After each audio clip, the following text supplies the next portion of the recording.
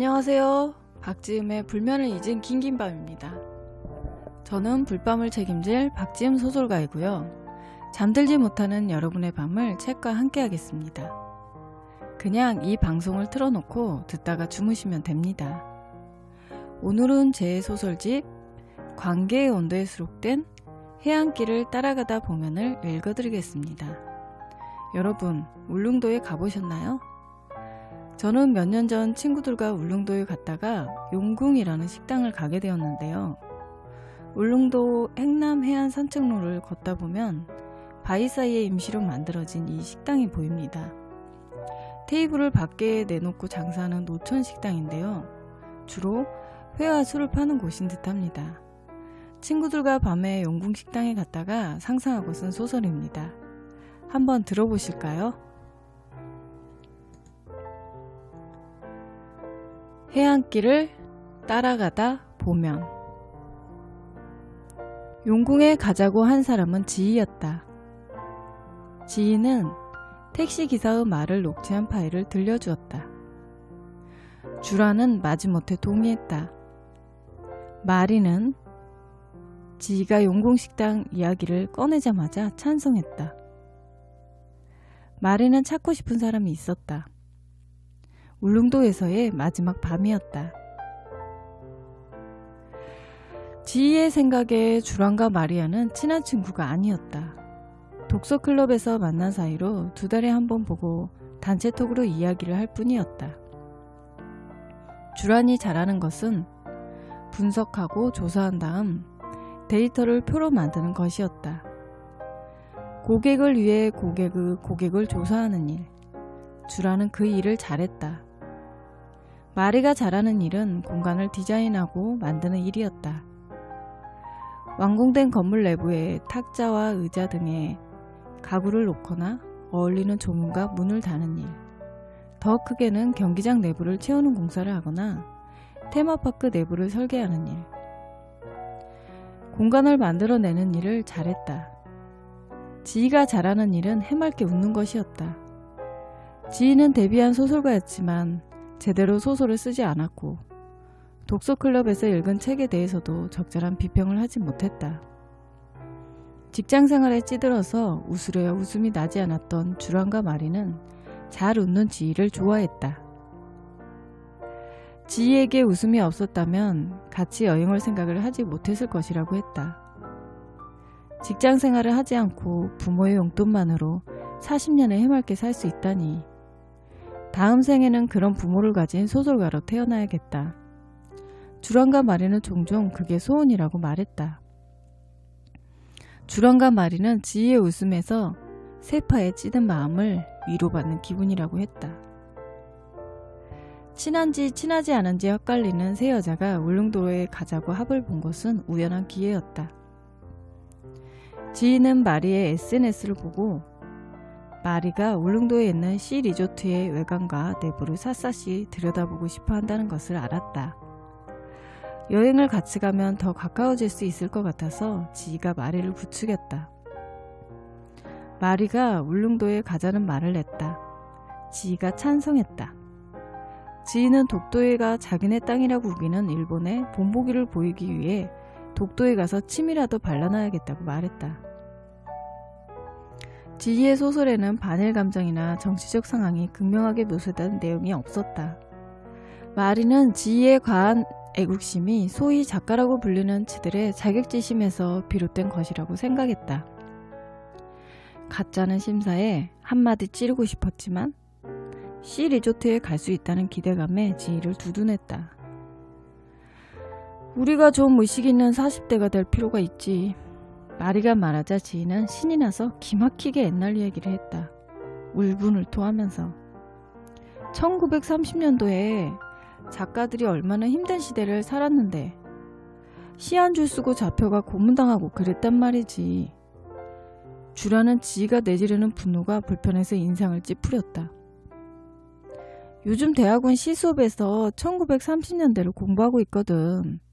수업 시간마다 우리는 화가 나서 울잖아. 그 시대 여류 작가들, 독립운동하며 시 쓰던 시인들, 친일했던 작가들까지. 마리는 인상을 찌푸렸다. 지인은 마리의 미간에 그려진 굵은 주름을 보며 입을 다물었다. 까마득한 과거의 일로 현실성이 전혀 없는 나에게나 어울릴 이야기라고 생각하겠지. 지인은 주란과 마리의 표정에서 읽을 수 있는 무시를 짐작하고 곱씹었다. 좋겠다. 지인은 과거만 살아도 되고. 마리가 시원하게 속을 말했다. 지인은 마리가 예민해진 사정을 알고 있었다. 마리는 프리랜서로 중국 업체에 일해주고 대금을 받지 못하고 있었다. 대기업 하청으로 들어온 일은 시간이 촉박했다. 며칠 밤을 새우고도 모자라 울릉도에 가서 밤에 일해야 맞출 수 있는 일정이라고 했다. 주란과 마리가 서로 눈을 마주쳤다. 지인은 자신을 만나기 전에 주란과 마리가 미리 만나서 직장 이야기를 했을 것임을 짐작했다. 둘이 하던 이야기가 끝나지 않고 이어졌다. 주란은 사소한 실수로 일을 망쳐놓은 직원에게 화가 나서 집까지 1시간 반을 걸어서 돌아왔다. 화를 풀 데가 없었다. 걸으면 발바닥이 아팠고 피곤해서 아무 생각 없이 잠들 수 있었다. 사람이 미워서 죽을 지경인데 다음날 또 얼굴을 대하면서 일을 해야 했다. 감정 조절을 못하고 고함이라도 지르면 사람들은 주란이 노처녀 히스테리를 부린다고 뒷담화를 했다. 나이 먹은 여자 상사는 만사를 오롯이 삭혀야 했다. 주란이 투덜거리다가 지희를 보고 말했다. 세상 물정 모르는 지희 앞에서 이런 이야기를 하는 것도 기운 빠진다. 지희는 속으로 발끈했지만 참아 넘겼다. 독도 가서 태극기라도 흔들고 올까? 반은 농담으로 마리가 말했다. 대박. 좋은 생각인데? 꼭 인증샷 찍어서 SNS에 올려야지. 지가 농담을 진지하게 받으며 대답했다. 나도 가서 머리 좀 식히고 싶어. 주란이 결론을 짓듯 말하고 휴대폰 검색을 시작했다. 언제나 그렇듯 가는 방법과 배편과 숙소를 알아본 것은 주란이었다. 주란은 사전조사로 울릉도에 갈 방법이 2가지로 압축되었다. 강릉에 가서 하룻밤을 잔 후 배를 타고 울릉도로 들어가는 방법. 잠실에서 새벽 4시에 출발하는 단체 버스를 타고 강릉에 가서 배를 타는 방법. 대신 잠실에서 단체 버스를 탈 경우 숙소와 일정은 여행사가 미리 짠 패키지로 움직여야 했다. 숙소가 C 리조트가 아니라 M 리조트로 바뀐다는 말에 마리는 입을 내밀었다. 주란은 식사까지 포함된 패키지 일정의 저렴한 가격이 마음에 든다고 했다. 지희는 강릉에서 1박하는 것이 부담스러워 패키지 일정에 찬성했다. 2명이 손을 들자 패키지 일정으로 가닥이 잡혔다. 오늘이 보름이잖아요. 이런 날 깊은 바다에 있던 용왕이 잠깐 무트러 올라 사람들을 기다리거든. 용궁이야. 운이 좋은 사람만 찾아갈 수 있는데 거기 가면 원하는 것을 얻을 수 있다고 전해지지요. 뭐든지요? 녹음기 안에서 지희가 진지하게 물었다. 그럼 돈 빼고 뭐든지. 소원을 다 들어준다고 들었어요. 그런데 용궁을 꼭 찾아야죠. 들었지? 지희가 녹음기를 껐다. 주란과 마리는 용궁의 구체적인 위치를 듣고 서둘렀다. 세상 물정 모르는 지희가 속아 넘어간 것이라고 놀려주고 싶었다. 지희는 모험을 떠난다는 설렘에 40평등 뛰지 않던 심장이 요동쳤다. 용궁은 울릉도 도동항에서 행남 해안 산책로를 따라 왼쪽으로 들어가다 보면 나타난다고 했다. 절벽 옆에 만들어진 길을 걷다 보니 바위 사이의 동굴을 지나가게 되었다. 산책로 밑은 파도가 거칠게 몰아치고 있었고 발밑이 고르지 않았다. 용궁이 과연 있을까? 지희는 셋 다 미쳤다는 생각에 웃음이 터졌다. 울릉도에서의 마지막 밤을 특별하게 보내고 싶었던 지희는 30분을 걸어가도 아무것도 보이지 않자 마리의 눈치를 살폈다.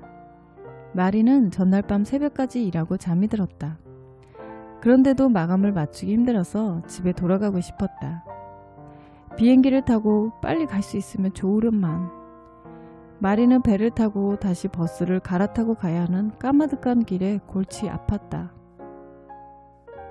맨 앞에서 지인은 걸음을 재촉했다. 행남해안 산책로 초입에서 인증샷을 찍으며 유난을 떨던 지인은 미안한 마음에 자꾸 뒤를 돌아보았다. 주란이 외쳤다. 여긴가봐, 용궁. 지인은 숨을 몰아쉬며 고개를 들었다. 더 걸어가고 싶어도 길이 없었다.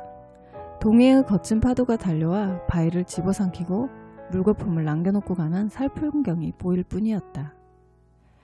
이제껏 걸어온 바위길과 다른 색이 펼쳐져 있었다. 하얗고 거대한 소라 껍데기를 뒤집어 놓은 듯한 바위굴에 알전구가 발작했다. 검은 바위가 아니라 대리석처럼 흰 바위가 둘러싸고 있어서 눈이 부셨다. 화산 폭발로 형성된 울릉도는 검은 바위의 일색이었는데 그곳만 흰색이었다. 밝고 환했다. 바위굴이 움푹 들어간 곳에 테이블을 놓고 해산물과 술을 팔고 있었다. 작은 간판에 삐뚤음한 붉은 글씨로 용궁이라고 쓰여 있었다. 용궁이라는 글씨가 없었다면 식당이라는 생각을 하지 못했을 것이다. 테이블에 앉아 술을 마시던 사람들이 고함을 질렀다. 메뉴판에 조잡한 글씨로 가격표가 적혀 있었다. 백발머리를 투블록으로 자른 남자가 회 접시를 든 채 오가고 있었다. 흰 굴과 백발머리가 조화를 이루면서 신비스러운 느낌을 주었다. 속았어. 용궁 식당에 가라고 우릴 속인 거네. 그냥 술이나 마시고 가자. 마리가 한숨을 쉬며 말했다. 홍합탕의 가격을 보고 주라는 비명을 질렀다. 예술가라며 곧 죽어도 술을 찾는 지희가 호박 막걸리를 시켰다. 회와 탕과 막걸리가 테이블에 놓였다. 지희가 백발 남자를 향해 소리쳤다. 사장님, 여기가 용궁인가요? 그럼 용왕님이신가요? 백발 남자가 고개를 끄덕였다. 용왕님한테 빨리 소원 빌어야지. 젠장. 택시 아저씨 영업 잘하시네. 마리도 막걸리 한 잔을 들이부으며 대꾸했다. 지희는 술을 마시니 진짜 용궁에 온 기분이 들었다. 지희는 배낭에서 주섬주섬 뭔가를 꺼냈다. 내가 취하면 다 까먹잖아. 너희가 한 이야기 녹음했다가 소설에 쓰려고. 직장 이야기 말이야. 요즘 오피스 소설이 유행인데 나는 일이 어떻게 진행되는지 모르니까 글을 쓸 수가 없네. 주란이 소라를 집어먹으며 말했다. 녹음한다고 생각하면 말하기 부담스러워. 우리가 딱히 하는 이야기도 없지만 녹취로 남는 거잖아. 마리가 지희를 보며 말했다. 꺼! 그럼 녹음기는 꺼서 배낭에 넣어놓을게. 지희가 배낭을 만지작거렸다. 주란이 지희의 잔에 막걸리를 따랐다. 그때 마리의 휴대폰이 울렸다. 중국 업체와 연결해준 브로커였다. 마리는 휴대폰을 들고 테이블과 조금 떨어진 곳에서 통화했다. 한국 브로커는 중국 브로커를 통해 업체를 연결했는데 업체에서는 중국 브로커에게 대부금을 지불했다고 했다. 중국 브로커는 잠적한 상태였다. 나는 계약금 30%밖에 받은 게 없어요. 이거 자재비도 안 나오는데 어떻게 마무리를 지으라는 말이에요. 연결했으면 책임을 져야 할 거 아닙니까? 마리가 말하자 한국 브로커가 소리쳤다. 소송 걸어보던가. 대신 계약금 10%가 아니라 30%는 받았잖아. 중국 사람들 계약금만 지불하고 돈 떼먹는 거 몰랐어? 브로커는 배째라는 식이었다. 아 씨발 족같은 사기꾼 새끼들 진짜 중국 브로커가 튄 겁니까? 아니면 업체에서 계약금만 주고 돈 떼먹는 겁니까? 그건 확실히 알아요? 마리는 있는 대로 소리를 질렀다. 용궁이 쩌렁쩌렁하게 울릴 줄 알았는데 파도 소리에 마리의 목소리가 묻혔다. 왜 욕을 하고 난리예요? 나도 돈 못 받아서 답답해 죽겠는데. 이래서 프리랜서랑 일하면 안 된다니까. 업체였어봐요 이렇게 했겠어? 개인이라 소송도 못하고 쫓아오지도 못할 거니까. 이런 식으로 대응하지. 마리는 몇 달 전 그만두고 나온 회사가 떠올랐다. 마리는 휴대폰을 던져버리고 싶었다. 아무튼 나 내일 서울 가니까 그때까지 해결해요. 나는 진짜 소송 걸 마음도 있으니까. 마리는 전화를 끊고 테이블로 돌아왔다. 지인은 그 사이 술이 올라 볼이 붉어져 있었고 주라는 허리를 꼿꼿이 세우고 회를 집어먹고 있었다. 주라는 테이블에 휴대폰을 올려놓고 지는 해와 바다를 동영상으로 촬영했다. 둘 다 기분이 좋아 보여서 마리는 은근히 부화가 났다. 야, 용왕 어디 있냐? 지 네 말 듣고 용궁 찾아온 거잖아. 여기 와서 중국 그 브로커 새끼 잡아 죽여달라고. 그 쌍놈 새끼를 그냥. 근데 왜 없어? 내가 그 넓은 중국을 어떻게 뒤져. 용왕 나오라고 해. 지가 배시시 웃더니 백발 남자 쪽으로 고개를 돌렸다. 저기 용왕님 계시네. 용왕님, 우리 마리가 그 새끼 잡는 게 소원이라는데요. 지가 소리를 질렀다. 백발 남자가 입꼬리를 올리고 웃는 모습이 보였다. 백발 남자는 호박 막걸리 한 병을 들고 오더니 지희 앞에 놓았다. 그가 다가오자 지희의 귀에 파도가 거칠게 몰아치는 소리가 들렸다. 아가씨들 맺힌 게 많은가 보네. 이건 서비스요. 백발 남자의 말이 신호라도 되는 듯이 셋 다 맺힌 것을 말하기 시작했다. 20대랑 일하는 거 너무 힘들어. 자꾸 꼰대가 돼. 일찍 나왔으면 너 같은 자식이 있을 텐데. 대학생 인턴한테 이런 소리를 하고 앉아있어. 주란이 말했다. 지희는 일찍 나왔으면 너 같은 자식이 있을 텐데 라는 말을 곱씹었다. 흔한 말인데 지희를 찔렀다. 지희도 푸념했다. 나도 대학원에서 만나 20대들 겁나. 말을 잘못하면 이모님 소리 들을까봐. 마리가 말을 받았다. 걔네는 알까? 우리가 자기들 무서워하는 거? 걔네는 우리처럼 되고 싶을걸? 꼰대? 아니, 정규직 팀장. 계약직이나 인턴 말고. 셋이 돌아가면서 신세 한탄을 했다. 난 요즘 돌아서면 다 까먹어. 난 벌써 놓아놨어. 난 셋이 장난 아니야. 염색 안 하면 할매야 아주. 우리 진짜 죽늙은이 같아. 주란과 마리는 일 이야기가 아니라 자신들의 이야기를 했다. 지희도 알아들을 수 있는 이야기였다. 지희는 마음이 편해졌다. 지희는 주란과 마리의 직업적 이야기를 들으려고 친해졌지만 들어도 표현할 수 없는 세계는 공감을 줄 수 없다는 당연한 깨달음을 얻었다. 지희가 얻어야 하는 것은 주란과 마리의 마음이었다. 마음을 얻기 위해서는 웃음이 아니라 진짜 마음을 보여줘야 했다. 마음을 얻어야 두 사람을 이해하고 그들의 삶을 글로 담을 수 있을 것이다. 지희는 용궁에 앉아서 비로소 글쟁이인 자신의 자리를 찾은 기분이었다. 지희는 마리가 이야기하던 공간이 주는 마법을 느꼈다. 지희는 해안 상체로 쪽으로 고개를 돌렸다. 길이 파도에 덮여 사라지고 없었다. 지희는 고개를 갸웃했다. 중간에 길이 끊긴다면 이곳은 섬일 것이다. 해안길이 굴곡지고 험하긴 했지만 섬으로 연결돼 있지는 않았다. 지희는 주변을 둘러봤다. 용궁식당에 발을 들이기 전에 테이블에 앉아있던 사람들도 사라지고 없었다. 그 순간 밀려드는 파도 소리도 볼륨을 낮추듯 사라지고 들리지 않았다. 가만! 아가씨 맺힌 게 많은가 보네 라는 말을 어디서 들었더라? 지희는 기억을 되짚기 시작했다. 어쩌면 울릉도에 도착한 순간부터 용궁에 오도록 모든 시간이 짜여져 돌아가고 있었는지 모른다.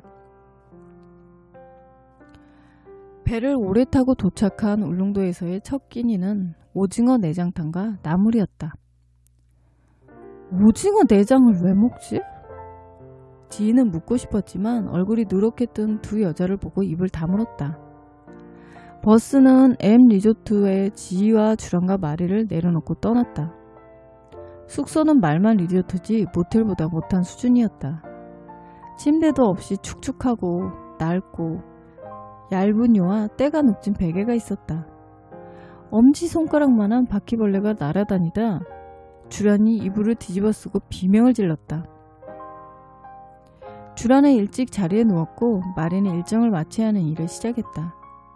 노트북을 켜놓고 공간 설계를 했다. 지인은 인터뷰를 하려고 마음먹고 왔으므로 몰래 녹음기를 눌러놓고 이것저것 물었다. 마리는 대형몰에 휴대폰 행사 매대를 급하게 만들어줘야 했다. 선이 이어지고 색이 입혀지면서 마리는 일에 빠져들어 입을 다물었다. 지인은 마리의 말을 10%도 이해하지 못하고 있었지만 모를수록 고개를 끄덕였다. 주란이 눈을 뜨고 마리와 일 이야기를 시작했다. 지인은 끼어들 수 없었다. 지인은 주란과 마리가 저렇게 떠들고 있으면 숨이 막혔다. 알아들을 수 없는 용어와 그들이 만들어 놓은 견고한 세계가 높은 담처럼 느껴졌다. 소설을 쓰지 않았다면 저 담이 저렇게 높지 않았을 거라고. 적어도 담의 반 정도는 지희도 쌓고 살았을 거라고 후회했다. 지희는 글판에서도 현실에서도 자리를 잡지 못한 자신이 한심했다.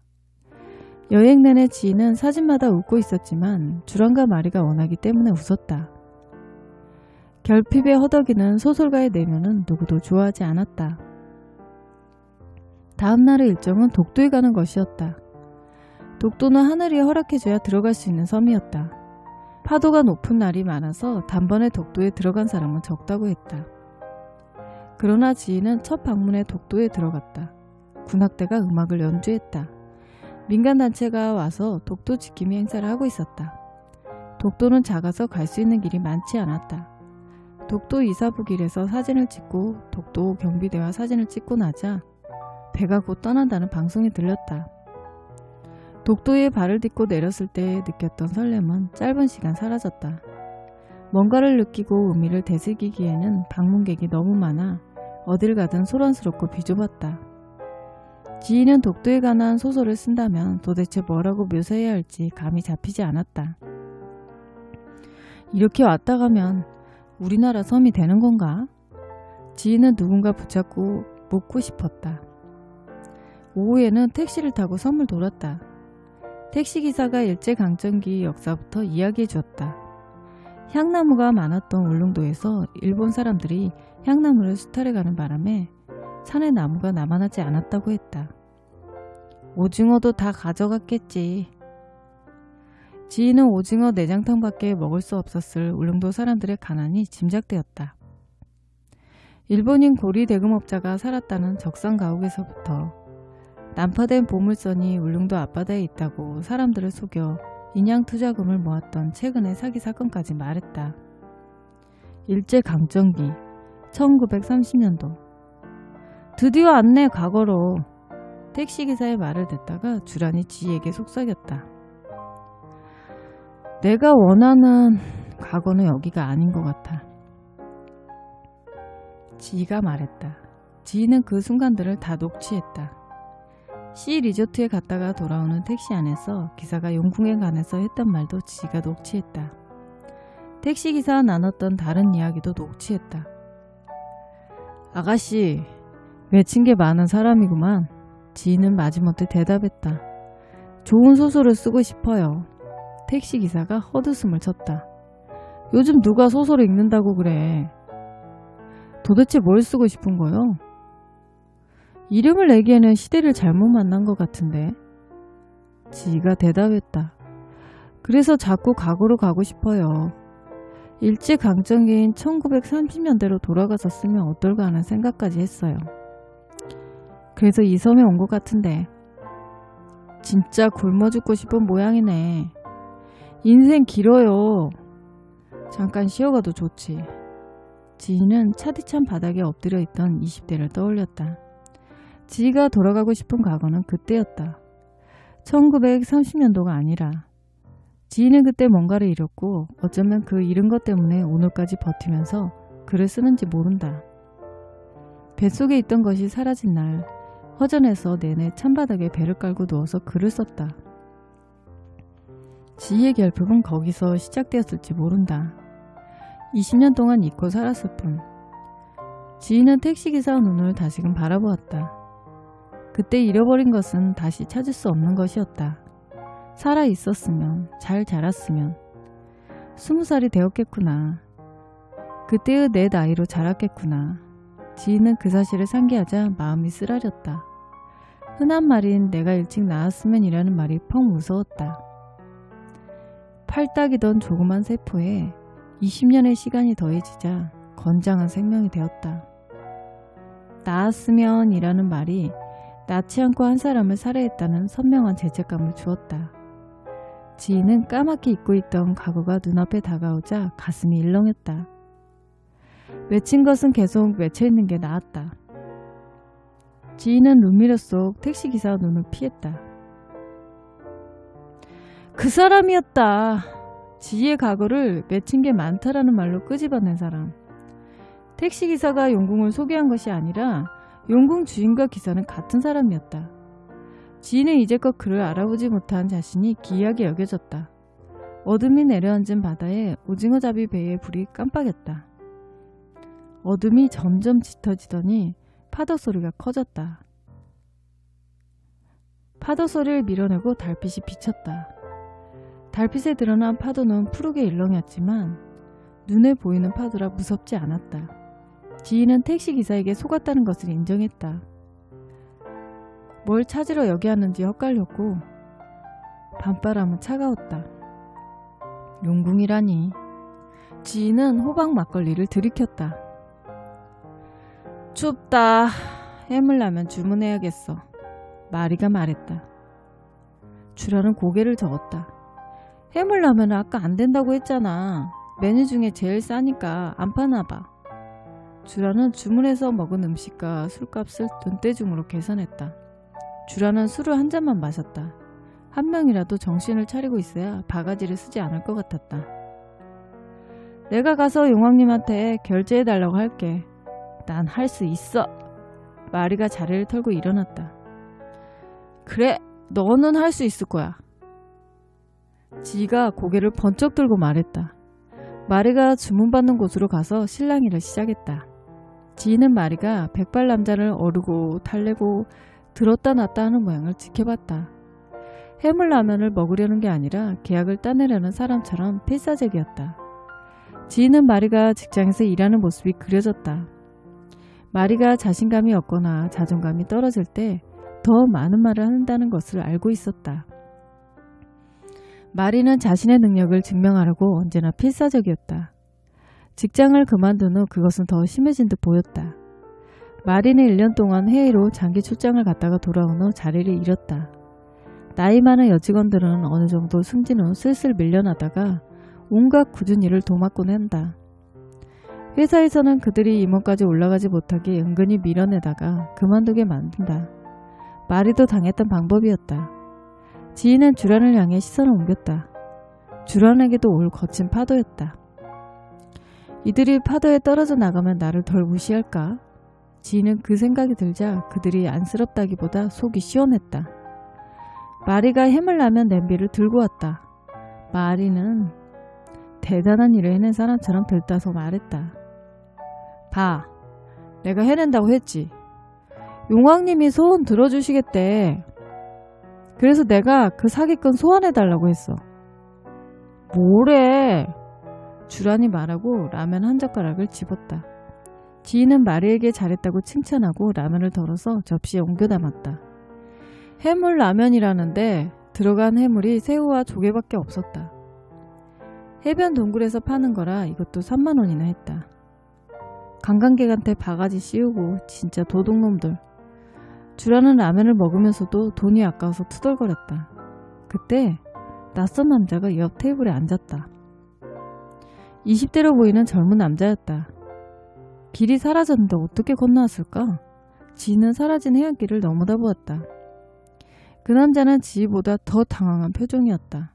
그가 지희에게 말을 걸었는데 중국어였다.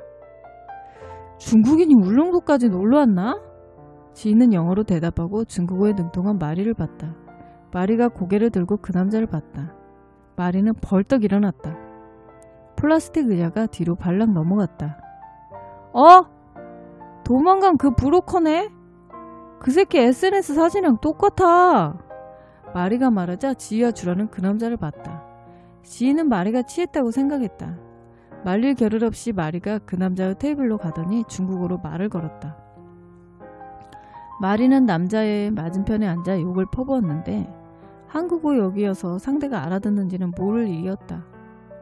지희는 백발 남자가 만족스럽게 고개를 끄덕이는 것을 보았다. 다들 취했나? 지희는 호박 막걸리를 여러 잔 마셔서 머리가 어지러웠다.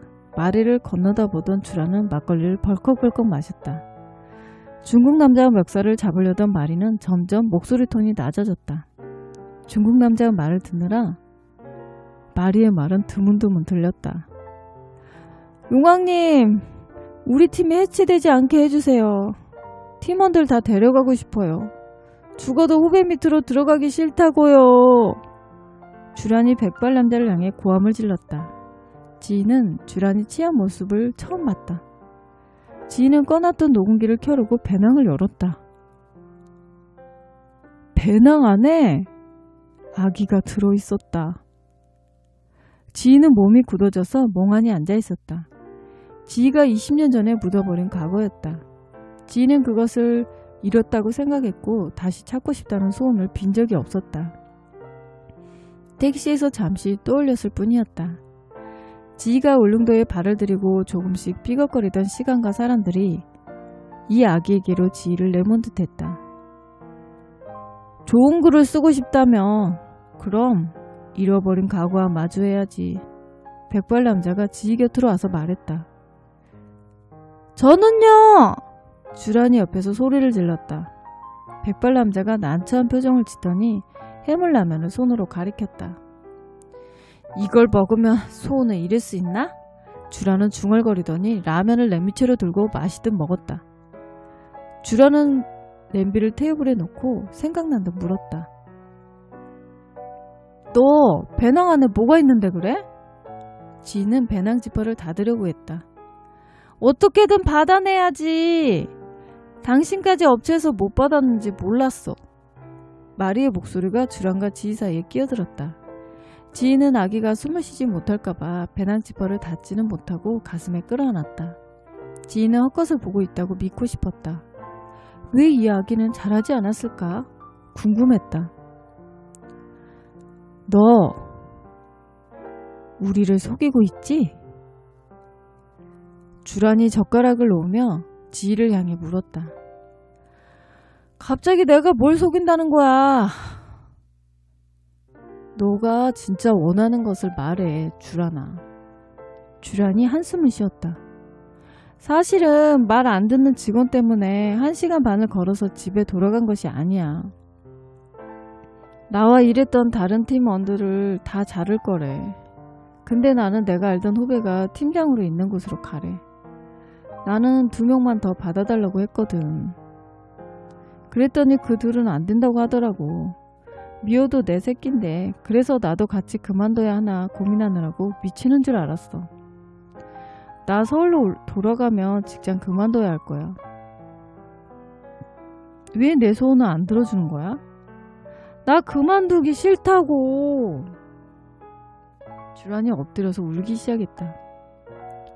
지희는 아기가 든 배낭을 들키지 않아 한숨을 돌렸다.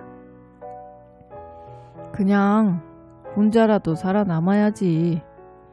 백발 남자가 테이블에 삶은 소라를 놔주며 말했다. 지희가 백발 남자를 올려다보자 그가 윙크했다. 택시 기사님이시죠? 지희가 속삭였다. 백발 남자가 어깨를 으쓱했다. 둘이 속닥거리자 엎드려 있던 주란이 고개를 들고 백발 남자를 봤다. 팀을 책임지면서 매출이 떨어질 때마다 애가 탔어요. 직원들을 들복자니 스텔이 부린다고 할 것 같고 이래저래 눈치를 보느라 혼자 일을 처리하곤 했는데 늘 아랫사람 의견을 물어보고 수렴했고 그런데도 매출이 점점 떨어지자 회사에서는 팀 해체를 선언했어요. 경력 쌓느라 시간이 이만큼 걸렸는데 결혼도 연애도 안 하고 일만 했어. 경력 쌓이니까 이제 그만두라는 시기야. 아, 나 진짜 열심히 살았거든? 주란이 중얼거렸다. 주라는 백발 남자한테인지 지희에게인지 속을 털어놓으며 마음이 풀리는 것처럼 보였다. 우리 같이 사업해볼래? 마리가 중국 남자에게 말하는 소리가 들렸다. 사기꾼한테 같이 사업하자니. 지희는 마리를 말리고 싶었지만 배낭 때문에 움직일 수 없었다. 마리는 계획하고 있던 사업 아이템을 중국 남자에게 주저리 말했다. 지희는 두 여자 몰래 배낭 속을 보았다. 소설을 쓰기 시작하고 생긴 아기였다. 지희는 엄마가 되기는 어렸다. 아기는 지희의 발목을 잡는 존재였다. 그때는 이 아기를 아무도 모르게 없애고 나면 끝이라고 생각했다.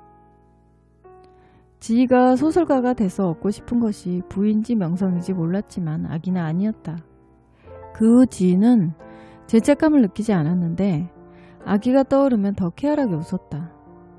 웃다 보니 20년이 훌쩍 지나갔다. 오피스 소설이 문제가 아니었다. 지희는 자신의 이야기는 피했다.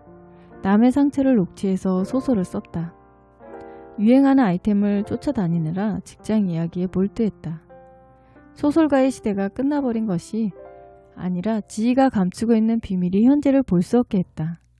문학 공부를 계속하고 사람들을 쫓아다니며 녹취하고 다녀도 지희는 나아질 수 없었다. 지희는 보드라운 아기의 볼을 만졌다. 이제 키워야지 다짐하면서. 아기가 예쁘네. 우리한테 숨기던 것이 이거구나. 주란과 마리가 배낭을 들여다보며 말했다. 지희는 놀라서 몸을 떨었다. 아기가 울기 시작했다. 백발 남자가 젖병을 가져다 주었다. 지희는 아기의 입에 젖병을 물렸다. 이래서 네가 과거 이야기만 했구나. 그래도 일제강점기는 너무 멀리 가지 않았니? 의식이 가행되었다고 마리랑 배꼽 잡고 웃었어. 이제 현재를 제대로 쓸 수 있겠니? 아니 너를?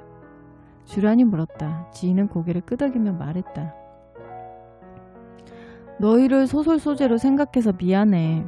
근데 아무리 들어도 너희의 좌절이 이해가 안 가서 쓸 수 없었어. 이 아기를 죽였던 게 문제가 아니야. 특별히 모성애가 넘쳤던 것도 아니었거든. 그냥 나를 숨기고 다른 사람의 아픔을 쓰려고 했던 게 문제야. 마리가 뜬금없이 다른 이야기를 했다. 우리 비 맞으면서 복례폭포 보러 산에 올라갔잖아. 가다가 먼저 갔던 사람이 볼 거 없다고 하니까 옳다구나 하고 중간에 내려왔잖아. 나는 그때가 좋았어. 같이 비를 맞고 있으니까 외롭지 않더라고. 주란이 말했다. 지희야, 이제 우리 앞에서 그만 웃어도 돼. 차라리 울어. 지희가 물었다. 너희들 원하는 것은 다 얻었어? 원하는 걸 얻으려고 온 게 아니라 답을 찾으러 온 것 같아. 주란이 대답하고 파도를 바라봤다. 바다의 푸른 빛이 점점 진해지고 있었다. 밤이 깊어지고 있었고 갈 길이 멀었다. 우유를 다 먹은 아기는 잠이 들었다. 지희는 아기를 다시 배낭에 넣었다. 배낭 안이 따뜻할 것 같았다. 지희는 아기가 든 배낭을 소중하게 안고 일어났다. 세 사람이 자리를 털고 일어나자 사라졌던 해안길이 다시 나타났다. 지희가 앞장서고 마리아 주란이 뒤를 따랐다. 절벽 사이에 난 길은 좁고 험했다. 길 아래에는 거친 파도가 치고 있었다. 지희가 뒤를 돌아보자 테이블을 정리하던 백발 남자가 고개를 들었다. 백발 남자가 손을 흔들었다. 지희는 다른 테이블을 보았다. 중국인 남자가 사라지고 없었다. 지희가 마리를 보았지만 마리는 그를 찾지 않았다. 바이고를 통과한 후 지희가 용궁을 다시 보았다. 어둠 속에서 하얗게 빛나던 용궁이 사라지고 없었다. 알전구 불빛조차 사라지고 달빛에 푸르게 덮인 바이골만 보였다. 용궁이 없어졌어. 지희는 중얼거리고 주변을 둘러봤다. 마치 파도가 집어삼킨 것처럼 흔적도 없었다. 지희는 주란과 마리에게 묻고 싶었지만 두 여자는 신경 쓰지 않는 듯했다. 해안 산책로가 끝나는 지점에 이르러서야 지희는 긴장을 풀었다. 아기를 물에 빠뜨릴까봐 어깨에 힘을 주고 온 참이었다. 지희는 배낭을 살며시 열었다. 아기의 울음소리가 났다. 그러나 아기는 사라지고 없었다. 지인은 배낭 안을 샅샅이 뒤졌다. 아기의 울음은 녹음기가 눌려서 나는 소리였고 아기 울음소리가 아니라 여자의 목소리였다. 지인은 녹음기를 꺼내 볼륨을 올렸다. 자신의 목소리였다. 내용은 알아들을 수 없었다. 주란과 마리가 지희가 들고 있는 녹음기를 보았다. 지희는 어깨를 들썩이며 미안하다는 표정을 지었다. 지희는 녹음기를 바다에 던졌다. 이제 다른 사람의 사연을 쓰지 않고 자신만의 이야기를 하기 위해. 살다 보면 막다른 길목에서 또 다른 용궁을 마주칠 수 있겠지. 지희는 셋이 걸어온 해안길을 건너다 보았다. 울릉도에 다녀온 것이 2019년이었어요. 그때는 내가 젊고 예뻤는데 나풀나풀 자유로웠는데 소설을 읽으면서 문득 그런 생각이 들었어요. 인생의 봄날은 짧죠. 우리 삶의 순간순간을 붙잡는 좌절과 실패, 그것들을 이겨나가는 힘, 지금 와서는 그조차 지나간다는 생각이 드는데요. 그때 내 옆을 지켜주는 친구들이 있어서 삶은 또 외롭지 않게 지나가나 봅니다. 잠들지 못하는 밤, 여러분 인생에서 가장 빛나던 바다를 상상해 보시길 바랍니다. 박지음의 불면을 잊은 긴긴밤 불밤이었습니다. 푹 자고 일어난 아침에 구독과 좋아요 부탁드립니다. 박지음의 소설 관계의 온도는 알라딘과 예스24, 교보문고 온라인 서점에서 구매 가능합니다. 그럼 여러분, 오늘 밤도 굿나잇.